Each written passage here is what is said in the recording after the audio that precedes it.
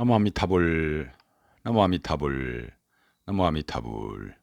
반갑습니다. 오늘의 제목은 실수로 사람을 죽인 사연, 실수로 사람을 죽인 사연, 이런 제목입니다. 서가모니 부처님께서 사위국의 기수급고동원에 계실 때 한 노인이 일찍 아내를 여의고 혼자 외동아들 하나를 키우면서 가난하고 살고 있었습니다.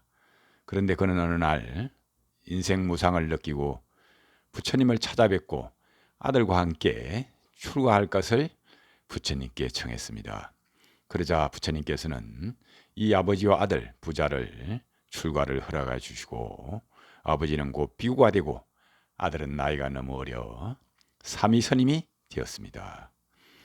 그들 부자는 늘 출가 후에도 함께 생활하였는데, 그러던 어느 날 그들 부자는 멀리 떨어진 한 가난한 마을에 가서 글식을 하고 밤이 어두워지는 황혼 무렵이 되자 서둘러 급히 아버지와 아들이 절로 향해서 종종 걸음으로 걸어오고 있었습니다. 아버지는 연세가 많아서 걸음이 느렸기 때문에 아들은 해가 떨어져 날이 어두워지자 산짐승들의 해침이 두려워서 아버지를 부축하여 한시바삐 절로 향하여 걸어오는 그 와중에 그만 연세가 든 아버지는 바위에 머리를 부딪혀서 목숨을 잃게 되었습니다. 비명의 아버지를 잃어버린 어린 사미는 홀로 부처님 계신 기원정사 처소로 돌아오자 비구들이 묻기를, 너는 아침에 글식을 갈 때는 아버지와 함께 가지 않았느냐 하고 묻자, 네, 그렇습니다. 아버지와 함께 먼 가난한 마을로 글식을 갔다가 밤이 늦어 급히 돌아오다가 그만 실수로 아버지를 바위에 부딪혀 머리가 부딪히는 바람에 그만 돌아가시게 되었다 하는 겁니다. 그러자 비구들이 하는 말이, 천하에 이런 나쁜 놈이 있느냐, 너는 아버지와 동시에 스승을 죽인 죄가 크다라고 말했습니다. 그러자 부처님께서는 저 사미가 악의로서 아버지를 죽인 것이 아니지 않느냐 하고 말씀하셨습니다. 네게는 악이나 고의성이 조금도 없었을 것이다. 그런데 지난 세상에 네 스승이 악의 없이 실수로 너를 죽인 일이 있었다 하는 그런 말씀을 하시는 겁니다.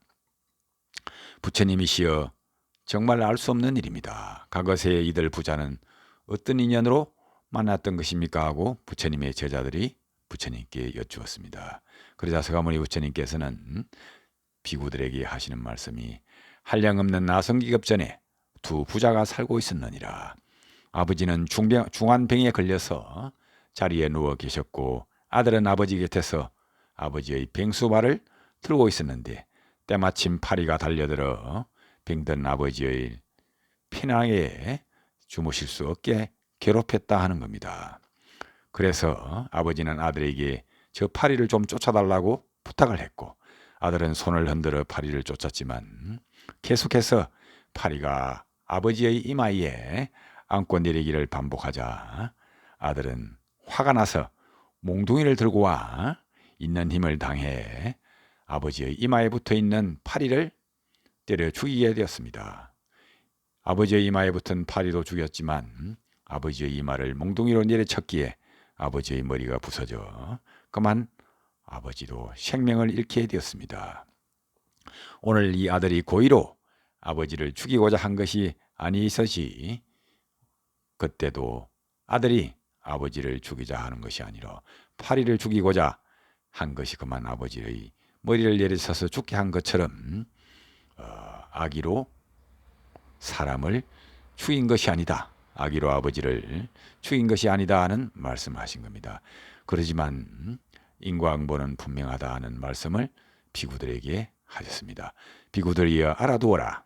그때의 아버지가 지금의 이 삼이오 몽둥이로 아버지를 죽인 아들이 오늘 죽은 저 비구인이라 하는 것입니다. 서로 죽이긴 했으나 악이나 고의성으로 가품을 한 것도 아니다 하였습니다. 이처럼 고의나 악의가 없이 실수로 한 행위라 하더라도 반드시 엄연한 그 가보가 있다는 것을 오늘 가르침을 주고 있다는 것입니다. 그러므로 우리들은 더욱 자신의 행실을 살펴 조심해서 생활해야 한다는 가르침을 주고 있습니다.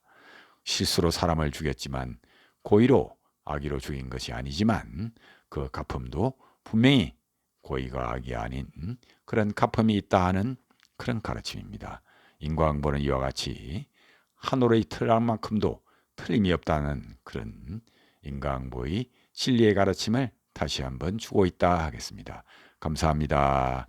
나무 아미타불, 나무 아미타불, 나무 극락도사 아미타불.